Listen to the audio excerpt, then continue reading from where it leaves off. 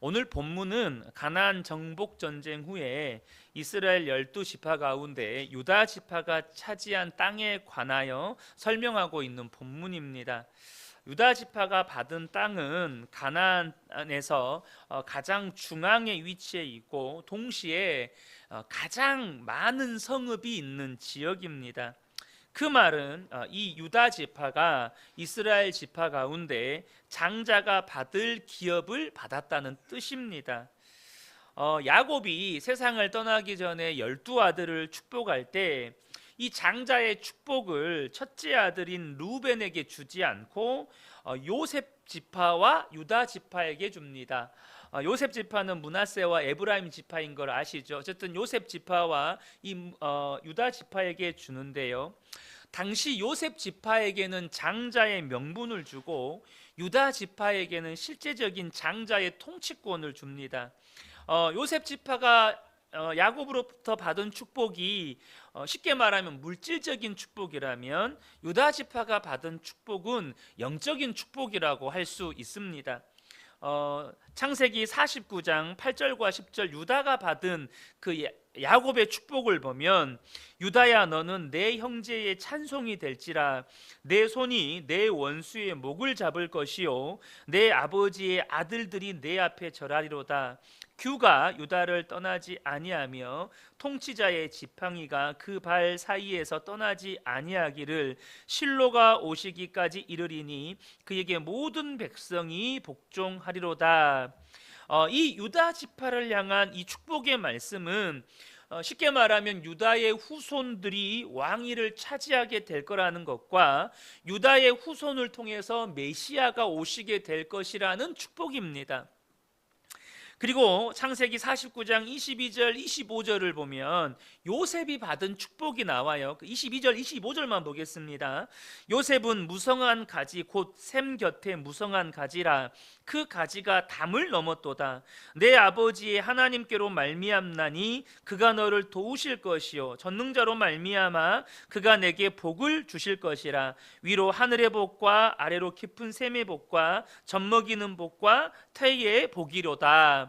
그러니까 이 요셉 지파가 받은 축복은 어떻게 보면 물질적인 축복을 당시에 받은 것이죠. 그러니까 장자가 다른 자녀들보다 더 많은 아버지의 유산을 상속받잖아요. 그런 물질적인 축복이 요셉에게로, 그리고 장자의 이 통치권, 장자의 영적인 축복은 유다에게 이렇게 흘러갔습니다.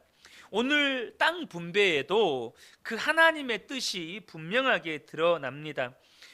앞서 언급드린 것처럼 유다 지파는 이스라엘 왕을 배출하는 지파가 됩니다. 다윗과 솔로몬을 비롯해서 40명의 왕이 유다 지파에서 나옵니다. 또한 예수님도 유다 지파의 후손으로 오시죠.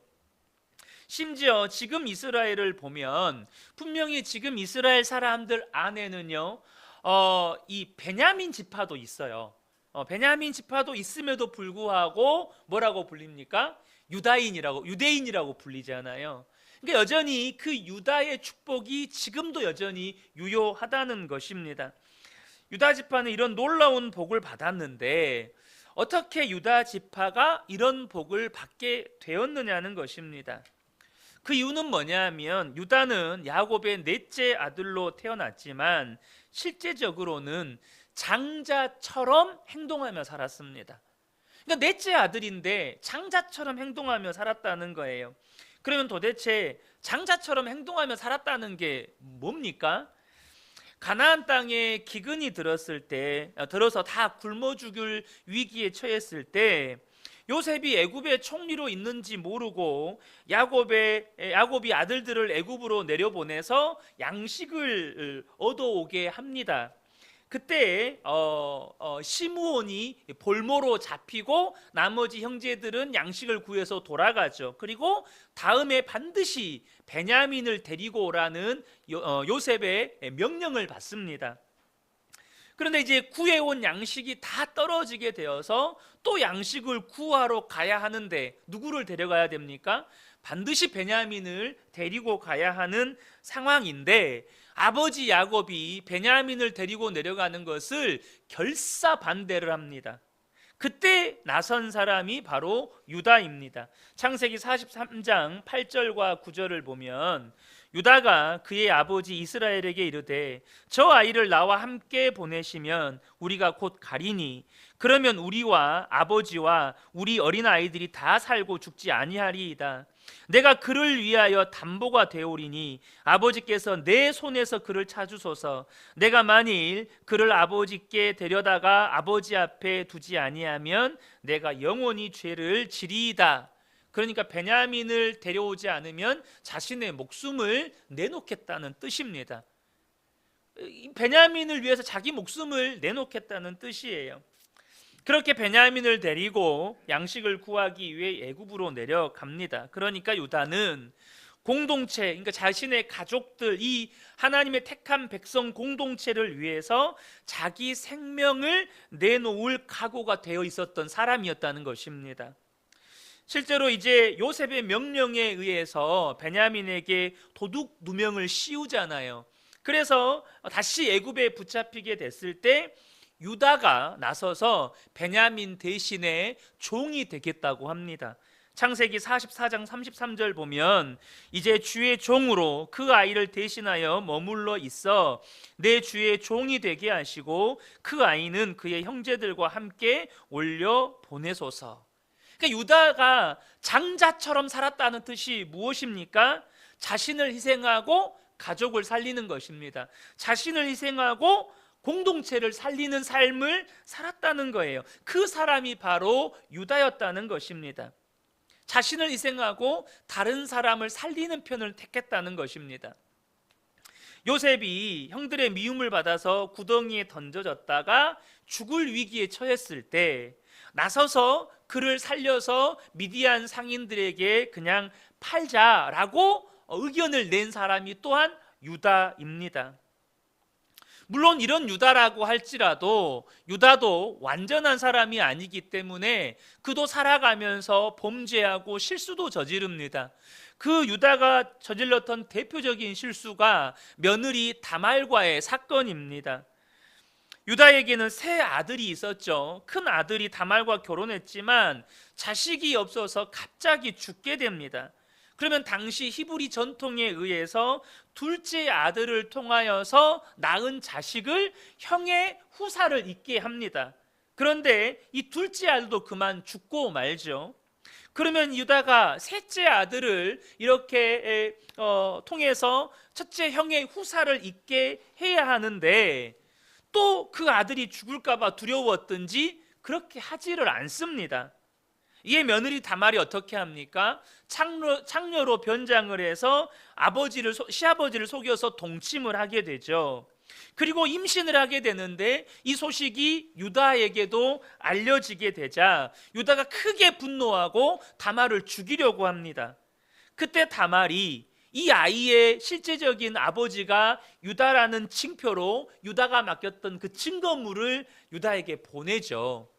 여러분, 당시 이 히브리 사회, 유대 사회는요, 남자가 훨씬 더 남성 중심 사회였고 얼마든지 유다의 허물을 유다가 덮어버릴 수 있는 그런 상황이었습니다. 그런데 그때 어떻게 합니까? 유다가요 자신의 실수를 인정합니다. 자신의 실수를 인정하고 다말을 살리는 편을 택합니다. 창세기 38장 26절을 보면 유다가 그것들을 알아보고 이르되 그는 나보다 옳도다. 내가 그를 내 아들 셀라에게 주지 아니하였음이로다 하고 다시는 그를 가까이 하지 아니하였더라. 그런데 여러분 여기서 보세요. 유다가 다말을 살려주잖아요. 그런데 그 유다와 다말 사이에서 태어난 그 자녀의 아들의 후손이 여러분 다윗 왕이 태어납니다. 그 후손에서 다윗 왕이 태어나요. 그러니까 지금 유다의 삶을 보면 자기가 손해를 보고 자기가 희생을 치르더라도 다른 사람을 살리는 편을 언제나 택하는 삶을 살았다는 겁니다. 자기가 희생을 치르더라도 언제나 공동체를 이렇게 살리는 삶을 살았다는 것입니다. 그 후로 이제 유다 지파가 정복 전쟁이라든지 또 왕국 시대 때 이렇게 정복 전쟁을 하게 되면 유다 지파는 다윗이 또 유다 지파이기 때문에 언제나 전쟁의 선두에 섰습니다. 여러분 잘 아는 것처럼 고대 사회에서 전쟁은 여러분 몸과 몸을 맞대는 육탄전이었습니다. 칼과 창을 들고 가서 물론 멀리서 활도 쏘고 돌도 던지지만 결국에는 달려가서 칼과 창으로 싸우는 육탄전을 벌여야 했어요. 그러니까 누가 제일 많이 죽어요? 가장 앞서서 싸운 이 전위 부대가 제일 많이 죽습니다. 그럼 여러분 유다 지파가 언제나 앞장서서 싸웠으니까 가장 많은 인명 손실이 나지 않겠습니까? 그러면 가장 유다 지파가 쪼그라들어야 되지 않겠어요? 그러나 항상 인구 조사를 해보면 유다 지파가 가장 많습니다. 유다 지파가 가장 많아요.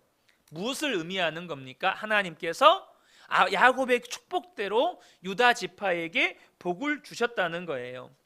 오늘 본문 여호수아 15장에도 갈렙이 헤브론 땅을 정복하는 장면이 이렇게 소개가 되는데, 여러분 갈렙은요 가나안 땅을 단순히 복이라고 하는 개념으로 생각하지 않았습니다.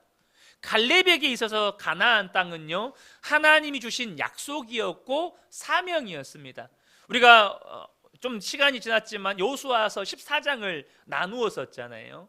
갈렙이 뭐라고 합니까? 아무도 정복하지 않는 그 헤브론 땅을 내게 달라고 이야기했습니다.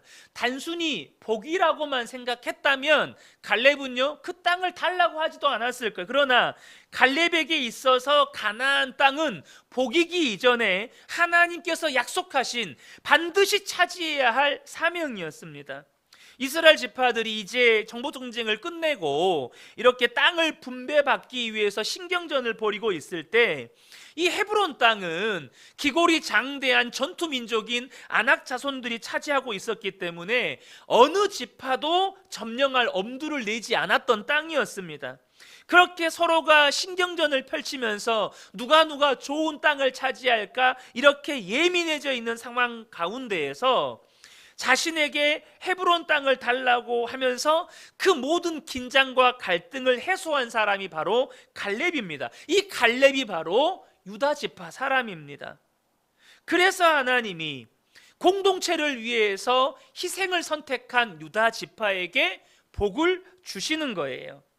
자기를 위해 살지 않고 하나님이 주신 사명과 하나님의 백성 곧 하나님의 나라와 교회 공동체를 위해서 희생한 사람이 어떤 복을 받았는지를 오늘 본문이 우리에게 보여주고 있는 것입니다. 여러분 이것은요 단순히 유다 지파만을 위한 말씀이 아닙니다. 여러분 예수를 믿고 구원받은 우리는요 우리가 자주 나누는 말씀이지만 나는 죽고 오직 예수로 사는 오직 십자가 복음으로 사는 사람이 되었습니다. 여러분 이렇게 나는 죽고 예수로 사는 이 십자가 복음으로 사는 사람은 어떻게 사는 것입니까? 고린도 후서 5장 15절을 보면 그가 모든 사람을 대신하여 죽으심은 살아있는 자들로 하여금 다시는 그들 자신을 위하여 살지 않고 오직 그들을 대신하여 죽었다가 다시 살아나신 이를 위하여 살게 하려 하심이라. 아멘입니다. 더 이상 자신을 위해 살지 않고 우리를 위하여 대신 죽으시고 사신 예수 그리스도를 위해 살게 하시려고 우리를 구원하셨다는 거예요. 우리가 예수님과 함께 죽었고 이제는 오직 예수의 생명으로 사는 자가 되었다면 우리는 더 이상 자신을 위해 사는 사람이 아니라는 것입니다. 더 이상 그럴 필요가 없게 되었어요. 오직 내 생명 대신 예수님을 위해 사는 그 사람이 예수 믿는 사람이고 그렇게 사는 사람들을 통하여서 하나님은 이 시대에도 하나님의 영광을 나타내십니다. 많은 성도님들이 자신의 가정에 하나님의 영광이 나타나기를 원합니다. 여러분 그렇지 않습니까? 우리 가정에 하나님의 영광이 나타났으면 좋겠다. 여러분 그러려면 어떻게 해야 합니까? 우리 가정이 진짜 하나님의 영광이 나타나는 하나님의 영광을 드러내는 가정이 되었으면 좋겠어요. 그러면 도대체 어떻게 해야 합니까? 이 말씀처럼 가정에서 나를 위해 살지 않고 주님을 위해 살아야 하는 것입니다. 가정에서 나를 위해 살지 않고 주님의 말씀에 순종하는 삶을 살아야 하는 것입니다. 남편은 말 그대로 주님의 말씀 때문에 아내를 위해 살고 자녀를 위해 살고, 아내는 남편을 위해 살고 자녀를 위해 살고, 자녀들은 또 부모를 위해 살고, 그렇게 나 한 사람의 희생이 누군가를 살릴 수 있다면 주의 말씀에 순종함으로 그렇게 살아갈 때 여러분 가정에서 하나님의 영광이 나타나지 않겠습니까? 그런데 우리는 가정에서부터 내 요구를 들어달라고, 왜 내가 원하는 것 안 들어주냐고, 우리는 그것 때문에 흔히 말해 소위 다투지 않습니까? 부부간에 다투고 부모와 자녀간에 다투고 내가 원하는 거 안 해준다 이거예요. 그렇게 가정에서부터 자기를 위해 살려고 하면 어떻게 가정에서 하나님의 영광이 나타날 수 있겠습니까? 또한 가정에서부터 남을 위해, 이게 남이란 표현이 그렇죠. 가정에서부터 아내를 위해, 남편을 위해, 자녀를 위해 못 산다면 우리가 가정 밖에서 어떻게 하나님 나라와 의를 위해서 우리가 살 수 있겠습니까? 언젠가도 한번 소개해드린 하영록 목사님이 쓰신 페이버라는 책이 있습니다. 거기에는 그분이 3번 심장 이식 수술을 받은 이야기가 기록되어 있습니다. 정확히는 2번인데요. 그분에게는 3번의 기회가 주어졌습니다.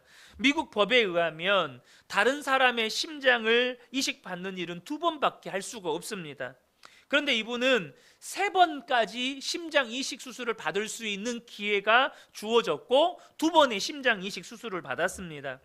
그 이유는 첫 번째 심장 이식 수술을 할 때 자기 차례가 되어서 받을 이식받을 심장을 다른 사람에게 양보했던 기록이 그분의 그 병원 차트에 기록되어 있었기 때문입니다. 그분은 34살 때 2살과 3살밖에 안 된 2 어린 딸을 두고 자기가 가진 심장이 완전히 다 망가져서 심장 이식 수술을 해야 하는 위급한 상황에 처했었습니다. 다행히 이식받을 심장이 생겼는데 수술 직전에 그 병원에 응급 환자가 들어왔는데 지금 긴급하게 심장 이식 수술을 해야 한다는 거예요. 그래서 그때 하영록 목사님이 심각한 고민에 빠집니다. 그 이유는 뭐냐면 내 이웃을 내 몸과 같이 사랑하라는 하나님의 말씀이 생각났기 때문입니다. 그래서 그분은 그 심장을 포기하기로 결정을 하고 주치의에게 그 말을 전합니다. 그리고 일주일 뒤에 그분은 의식을 잃게 됩니다. 너무나도 다행인 것은 얼마 지나지 않아서 이식할 수 있는 심장이 생겨서 이식 수술을 받았는데 그 이식받은 심장이 건강한 심장이 아니었어요. 또 얼마 못 가서 또 심장 이식 수술을 받아야 되는데 이미 앞선 2번의 심장 이식을 받아야 할 기회가 주어졌잖아요. 더 이상 미국 법상 3번째 기회가 주어지면 안 되는데 그 의무 기록 차트에 심장을 양보했다는 기록이 남아 있어서 미국에서 3번째 심장 이식 수술을 법원에서 허락을 해준 것입니다. 그분을 잘 아는 미국 목사님이 어느 날 하영록 목사님에게 당신에게 왜 그렇게 행운과 같은 좋은 일이 계속 일어나는지 아십니까? 라고 물었대요. 그러니까 하영록 목사님도 궁금해서 그 이유가 뭐라고 생각하십니까? 라고 물었답니다. 그랬더니 그 목사님이 하신 말씀이 당신이 결정적인 순간에 이웃을 사랑하라는 하나님의 명령에 순종했기 때문에 그렇습니다 라는 답을 들었다는 것입니다. 이분은요 무언가를 결정을 내릴 때 명확한 기준이 있답니다. 그게 뭐냐면 어떤 것이 더 희생하는 일인가 입니다. 그러니까 무언가를 결정하는 기준이 무엇이 더 희생하는 일이냐는 거예요.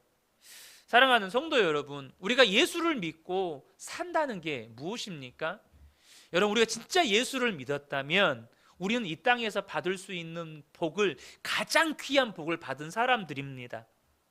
그렇다면 우리가 정말로 예수를 믿고 정말 오직 예수로 사는 사람들이 되었다면 더 이상 자신을 위해 살지 않고 주님을 위해, 다른 사람을 위해, 하나님께서 허락하신 하나님의 나라와 그 백성들을 위해 사는 사람이 되었다는 것입니다. 그리고 하나님은 그때 하나님의 영광을 드러내신다는 것이죠. 여러분, 우리 가운데 복받기를 원치 않는 분들은 한 분도 안 계실 겁니다. 여러분 다 복받기를 원하시죠. 그런데요, 어떻게 해야 복을 받는지는, 어떻게 하는 것이 복받는 삶인지는 잘 모르는 것 같습니다. 여러분, 그래서 이 자기를 위해서 살지 않는다는 이 말이 굉장히 부담스럽게 느껴지는 분도 계실 거예요. 어떻게 자기를 위해서 안 사나? 그런데 여러분, 그 말이 부담스러울지라도 적어도 복은 오직 하나님이 주신다라는 이것은 믿으시죠. 복은 오직 하나님이 주신다는 이 사실에는 아마 동의하실 겁니다. 여러분, 그러면요, 한번 우리가 생각해 보시면 좋겠습니다. 자기를 위해서 살지 않고 주님을 위해 살고 다른 사람을 위해 사는 사람들을 보시는 하나님의 마음은 어떠실까요? 내가 나를 위해 살지 않고 주님 위해서 살아요. 다른 사람들을 위해서 살아요. 그것을 보시는 하나님의 마음이 어떻겠느냐는 거죠. 여러분이 하나님이라도 그 사람에게 복을 주고 싶지 않겠습니까? 한국교회의 부흥은요, 2000년 교회사 속에서도 그 유래를 찾아볼 수 없는 특이한 케이스입니다. 선교사에서도 그 유래를 찾아볼 수가 없어요. 예수를 잘 믿을 수 있는 여건이 아닙니다. 한국은 수천 년 동안 소위 말해서 무속신앙과 유교와 불교의 그 영향력 아래 있었던 나라 아닙니까? 그런데도 교회는 부흥되었고 교회로 인하여서 이 나라와 민족이 복을 받았다는 사실을 부인할 수가 없습니다. 그런데요, 왜 하나님은 한국 교회에 이런 복을 주셨을까요? 지금부터 100여 년 전에, 그러니까 일제강점기 시절에 3.1운동이 일어날 때, 여러분 당시 100년 전이라면 기독교 복음이 들어온 지가 한 3, 40년 정도밖에 안 됐을 시점이거든요. 그러니까 유교와 불교의 영향력 아래 있던 사람들에게 기독교는 신흥 종교고 서양 종교로 비춰집니다. 그런 종교예요. 그리고 당시 기독교인이 한 15만 명 정도를 헤아렸는데, 당시 조선 인구가 한 2천만 전후를 추산을 하거든요. 그러니까 기독교 인구가 1%가 채 안 됐던 거예요. 그러면 여러분, 그 3.1운동을 기획하고 실천했던 구심점이 여러분 기독교였습니다. 전국에 있는 예배당이 이 독립운동 3.1운동의 근거지가 되었었고, 특별히 당시 이 3.1운동으로 인해서 정말 교회가 많은 핍박을 받았는데, 기독교인이 1%가 채 안 됐는데도 불구하고 당시에 감옥에 끌려간 사람들의 25%가 기독교인이었고, 그것을 여자로 한정하면 여성들 가운데 기독교인은 80%가 넘었습니다. 잘 아시는 것처럼 독립선언서를 작성한 33인 중에 16명이 기독교인이었습니다. 그러니까 민족의 고난에 십자가를 지는 일을 당시 교회와 그리스도인들이 감당했다는 거예요. 당시 선교사님 중에 한 분인 무호 선교사님의 기록에 이런 기록이 있습니다. 지방회를 개최하려고 할 때 조선 목사 중 1인이 말하기를, 금년 지방에는 감옥에서 개최하면 좋겠다 하니 이렇게 말한 까닭이, 목사가 모두 28인인데 그중 14인이 감옥에 갇히고 4인은 강제로 사직하고 남은 이가 불과 10인이라 집사품 받은 목사 10인 중, 그러니까 목사가 되기 전에 집사의 서품을 받았던 것 같아요, 당시에는. 근데 집사품을 받은 그 10인 중에 8인은 감옥에 있으니 2인만 남았기 때문이다. 그 당시 목사와 목사 후보생, 오늘날로 이야기하면 목사 후보생이죠. 목사 후보생 중에 10명 중에 8명, 목사 중에는 28명 중에 14명 다 감옥에 있는 거예요. 그러니까 우리 민족의 고통의 때에 교회가 민족의 십자가를 졌다는 것입니다.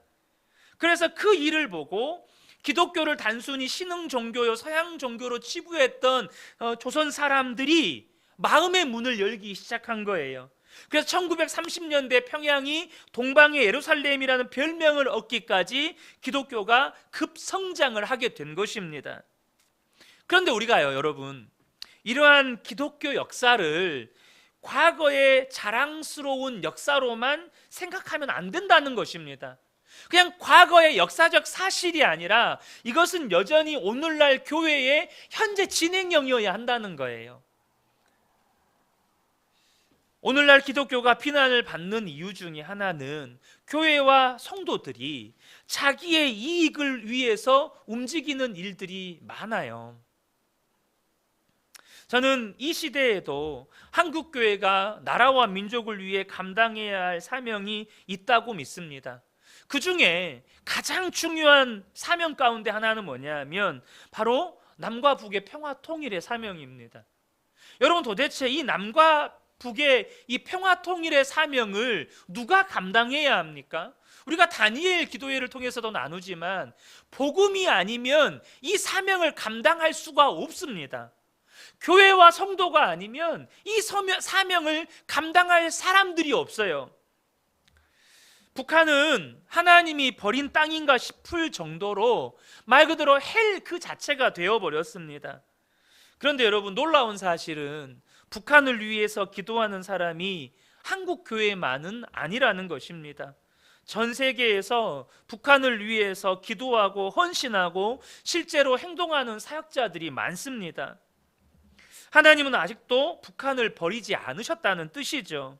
그런데 이 외국인 신분을 가진 북한 사역자들의 시각에서 보면 남과 북이 정말 평화 통일을 이룰 수가 없겠다는 생각이 드는 분들이 많대요. 왜냐하면 그들은 제3자의 객관적인 시각에서 남과 북을 보면 남과 북이 서로를 향한 적대감이 너무나도 심하다는 거예요. 그래서 과연 이렇게 서로를 적대하는데 과연 평화 통일이 될까라는 생각이 든다는 거예요. 여러분, 그런데요, 정말로 나는 죽고 예수로 사는 이 십자가 복음이 분명해서 자기를 위해 살지 않고 정말로 나라와 민족을 위해서 희생할 수 있는 교회와 성도라면 여러분, 이 사명을 감당할 수 있는 것입니다. 그런데 지금 우리가 정직하게 우리들의 모습들을 보면 누군가를 위해서 희생한다는 여유가 없어 보입니다.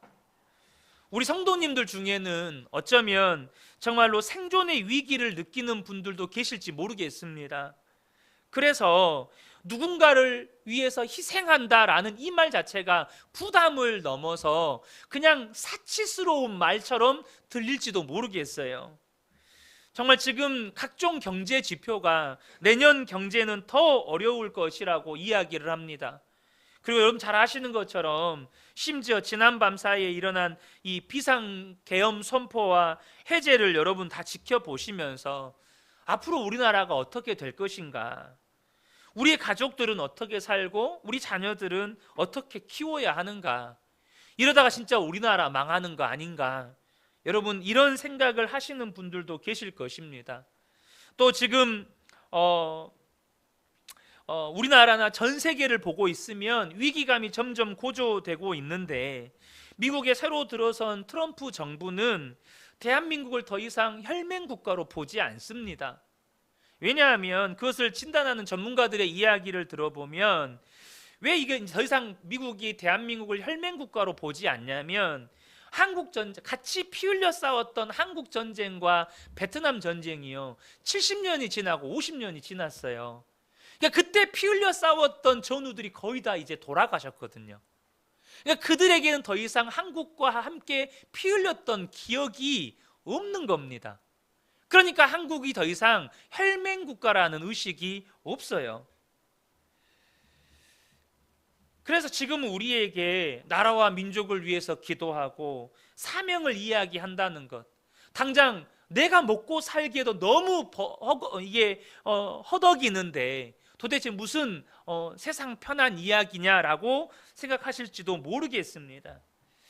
하지만 성도 여러분, 저와 여러분이 꼭 기억하셔야 합니다. 복은 하나님이 주십니다. 복은 하나님이 주세요. 우리가 어려운 처지에서 먹고 사는 것만을 위해서 기도하지 않고 나라와 민족을 위해서 기도하기 시작한다면 그 기도를 받으시는 하나님이 우리를 어떻게 보시겠느냐는 거예요. 여러분, 대한민국이 한국전쟁이 발발했을 때 정말로 1.4 후퇴 때 북한에서 내려온 북한교회 성도들, 또 남한교회의 성도들이 정말로 부산에 모여가지고 얼마나 눈물로 기도했습니까? 그분들 먹고 살기 편했습니까? 그분들이 먹고 살기 편해서 눈물로 나라와 민족을 위해서 눈물을 흘리며 기도했습니까? 여러분, 우리가 30년 전인가요? 25년 전이죠. IMF 터졌을 때 얼마나 한국교회가 금모으기 운동에 동참하면서 나라와 민족을 위해서 기도했습니까? 그때 당시 얼마나 많은 가장들이 노숙자로 전락하고 스스로 목숨을 끊었습니까?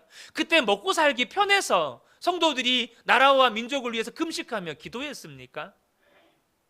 여러분, 나라와 민족을 위해서 기도하는 건 우리의 형편이 좋아서 하는 사치가 아닙니다. 이것은 우리의 사명입니다. 이것은 교회와 성도의 사명이라는 거예요. 결국 복은 하나님이 주시는 것인데 정말 우리가 하나님이 주시는 복을 누리려면 우리가 그 하나님의 마음에 합한 자로 살아야 우리가 복을 얻지 않겠습니까? 여러분, 이 믿음이 우리가 진짜 복을 받을 수 있는 삶을 살아가느냐 아니냐를 결정한다는 것입니다. 여러분, 일제강점기 때 이렇게 나라와 민족을 위해서 희생하는 사람들도 있었지만 안타깝게도 친일 행각을 하는 사람들도 있었습니다. 그런데 그들이 친일 행각을 하는 이유가 무엇이었겠습니까? 여러분, 그것도 그들의 믿음 때문이었습니다. 어떤 믿음이었을까요? 더 이상 조선에는 소망이 없다라는 믿음이었습니다. 우리 민족은 결코 독립할 수 없다라는 믿음이었어요. 어쩔 수 없이 우리는 일본의 지배 아래 살아야 한다라는 믿음이었습니다. 그들의 지식으로 당시 세계 정세를 판단해 보니까 그것은 너무나도 명확한 결론이었습니다. 그래서 그들 자손들이 잘 사는 길로 가려면 친일을 해야만 한다고 판단을 했어요. 여러분, 그 믿음 때문에 그들은 대대손손 부끄러운 결단과 행동을 한 것입니다. 그런데 지금은 어떻습니까? 얼마나 그 후손들이 부끄럽습니까? 여러분, 복은 하나님이 주십니다. 우리가 이 사실을 진짜 믿는다면 내가 지금 어떤 처지와 형편에 있든지 어떤 위기의 상황에 있든지 하나님이 복을 주시는 길로 가야 하지 않겠습니까? 여러분, 믿음이 결정하는 것입니다. 여호수아 15장에 이 유다 지파의 땅에 관한 기록은 진짜 복은 하나님이 주신다라는 것을 우리에게 일깨워 주는 것입니다. 이 말씀은 개인만이 아니고 교회에도 그대로 적용되는 말씀입니다. 어떻게 하는 것이 우리 교회가 잘 되는 길이고 복받는 길이겠습니까? 우리가 하나님을 믿기 때문에 우리 자신을 위해 살지 않는 것입니다. 주님을 위해 사는 것, 우리가 희생을 치르더라도 다른 사람을 살리고 나라와 민족을 살리는 길을 선택하는 거예요. 토마스 아켄피스가 이런 말을 했습니다. 힘들고 어렵고 괴로워도 십자가를 지라. 그리하면 마지막 때에 십자가가 너를 대신 져줄 것이다. 우리가 힘들고 어려워도 십자가를 지면 마지막 때에 십자가가 우리를 구원한다는 거예요. 결국에는 믿음의 싸움입니다. 우리가 진짜 하나님을 믿는다면 하나님의 마음이 어디로 흘러가는지를 저와 여러분이 보셔야 합니다. 본문에는 우리가 읽진 않았지만 유다 지파가 차지한 성읍이 120개가 나열되어 있습니다. 그런데 여러분 120개의 성읍, 엄청난 성읍 아니겠습니까? 정말 큰 땅을 차지한 거예요. 그런데 여러분 이 120개 성읍이 이미 정복이 되어서 주인 없는 빈 성읍이었으면 얼마나 좋겠어요. 여러분 그러지 않겠습니까? 이게 주인 없는 빈 성읍이면 완전 복이죠. 그런데요, 그 120개 성읍은 빈 성읍이 아니고 앞으로 싸워서 정복해야 될 성읍이에요. 그냥 들어가서 깃발 꽂으면 되는 성읍이 아니고 그 땅을 차지하고 있는 족속들과 싸워서 차지해야 하는 성읍입니다. 그러니까 싸워서 정복해야 할 성읍이라면 많으면 많을수록 부담 아닙니까? 여러분 그러잖아요. 120번, 예를 들면 120번을 싸워서 차지해야 되는 땅이면 얼마나 부담스럽겠습니까? 여러분, 그런데 저와 여러분이 꼭 아셔야 합니다. 그렇게 육신적인 눈으로만 보면 부담이지만 갈렙처럼 믿음의 눈으로 보면 하나님이 주신 약속이고 축복이라는 것입니다. 분명히 육신의 눈으로 보면 아낙 자손이 차지하고 있는 그 헤브론 땅이에요. 근데 믿음의 눈으로 보면 하나님이 약속하신 축복이라는 것입니다. 그리고 실제로 유다 지파는 그 성읍들을 다 차지했습니다. 사랑하는 성도 여러분, 꼭 아셔야 합니다. 부담스러운 사명이 복입니다. 왜 하나님은 나에게 다른 사람은 가려고 하지 않는 길을 가라고 하시는가? 왜 하나님은 나에게 아무도 인정해주지 않는 그 길을 가라고 하시는가? 왜 하나님은 나에게 이렇게 위험 부담이 큰 길을 가라고 하시는가? 그것이 복이기 때문입니다. 그것이 하나님께서 하나님의 마음이 있는 길이기 때문이에요. 사랑하는 성도 여러분, 저는 우리 성도님들을 섬기는 그 은혜교회 목사로서 우리 성도님들이 진짜 하나님이 주시는 복을 누리시기를 간절히 소원합니다. 정말 우리 모든 성도님들이 복 받았으면 좋겠습니다. 그러려면 우리가 정말로 이거 하나는 분명히 했으면 좋겠습니다. 복은 오직 하나님이 주신다. 세상이 우리에게 복 주지 못합니다. 오직 하나님이 복 주신다. 이거 하나만큼 우리가 명확히 했으면 좋겠어요. 그러려면 하나님이 복 주시는 삶을 살아야 하지 않겠습니까?